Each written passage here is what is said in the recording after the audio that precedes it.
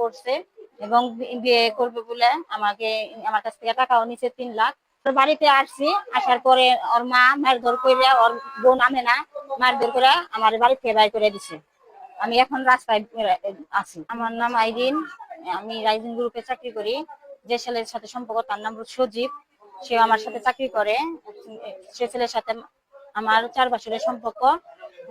সে আমাকে বিয়ের প্রলোভন দেখায় শারীরিক সম্পর্ক করছে এবং বিয়ে করবে বলে আমার কাছ থেকে টাকাও নিচে 3 লাখ।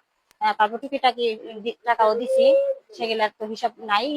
এবং ওর বাড়ির থেকে আমার দেখতে গেছিল বিয়ে করাবে বলে, কিন্তু ওর দেখার পরে শুক্রবার দেখে যাওয়ার পরে ও বলছে যে ঠিক হয়ে যাবো, ঠিক হয়ে যাবো।